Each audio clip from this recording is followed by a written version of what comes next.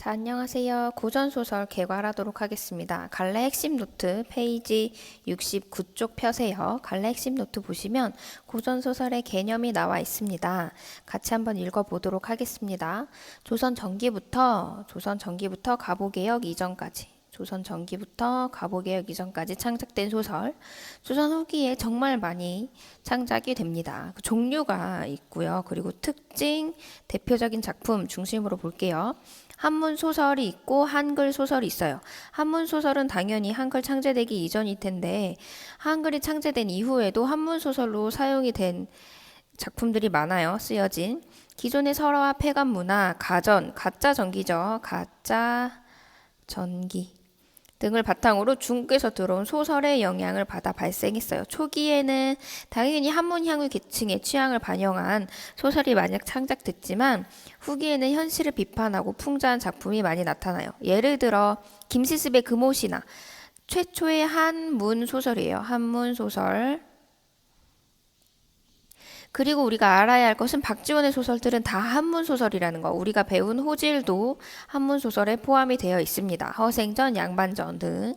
자, 그리고 한글 소설인데요. 조선 후기 17세기부터 소설이 창작이 활발해지고 도착층이 넓어져요. 이때부터 인쇄 기술이 발달됐기 때문에 더 많은 사람들이 이 작품을 향유할 수 있습니다. 평민계층이 소설의 창작과 향유에 적극적으로 가담하고요. 목판본, 그리고 손으로 활자본, 손으로 다 쓰는 필사본 이런 것들을 통해서 소설이 주변 전국적으로 다 퍼지게 됩니다. 예를 들어 보면 구운몽, 김만중, 숙영, 낭자전, 유충열전, 홍길동전 두 가지는 영웅소설. 자, 바로 나오네요. 영웅 소설의 구조. 건국 신화의 구조와 유사해요. 왜? 영웅의 영웅 일대기가 들어가 있기 때문이에요. 일대기. 자, 비범한 출생, 고귀한 혈통을 지니고 비범한 능력을 지니고 정상적으로 태어나요. 비정상적으로 아래서 태어난다든지. 그리고 나서 시련과 고난을 겪죠. 어려서 부모와 헤어지거나 죽을 고비에 이루어져. 하지만 조력자가 나타나요. 양육자의 도움을 위기에서 벗어나. 이제 선생님과 같이 소설을 읽을 때 조력자가 누구인가를 봐야 돼. 우리 바리공주 배울 때도 조력자가 있었죠. 늙은 부부가 있었고, 그리고 부처님? 어떤 스님이 있었죠. 자, 자라서 다시 위기에 처하지만 그 위기를 극복하고 승리와 부귀 영화를 누리죠. 여기에 비범한 능력도 있어요. 비범한 능력도 들어가 있습니다. 자, 고전소설의 특징 보시면 당연히 비현실적, 현대소설과 차이점이에요. 우연적으로 사건이 전개됩니다. 그리고 한 인간의 일대기적 구성을 취한다는 거. 중간에 이건 빨간색으로 표시해 볼게요. 작품 중간에 작가가 개입해. 편집자적 논평 혹은 서술자의 개입이라고 할게요. 특권 계층을 대표하고 이야기의 처음부터 끝까지 성격이 변하지 않는 인물이 등장합니다. 이 인물은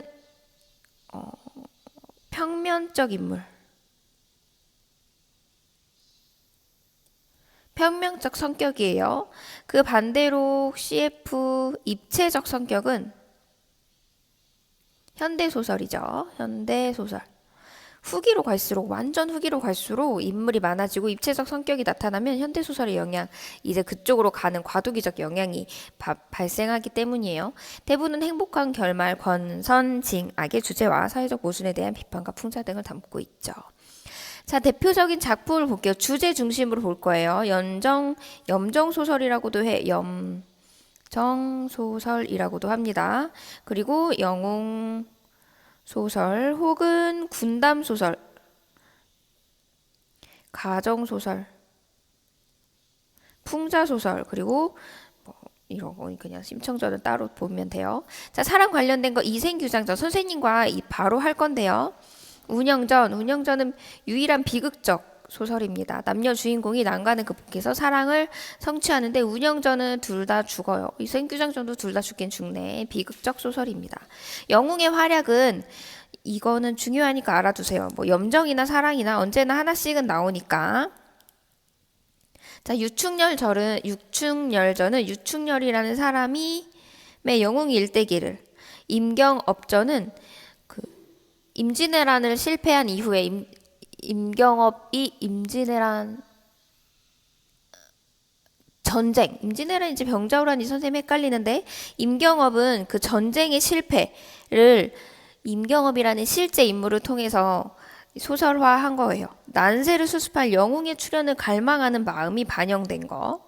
자, 가정 내 갈등, 사씨 남정기 우리 내일 같이 볼 거예요. 장화 홍련전. 일부 다처제의 가족제도에서 비롯된 가족 문제를 다루고 있습니다.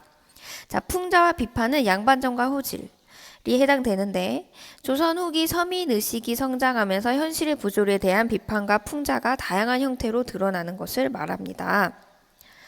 서동지전도 풍자와 비판에 들어가요. 서동지전.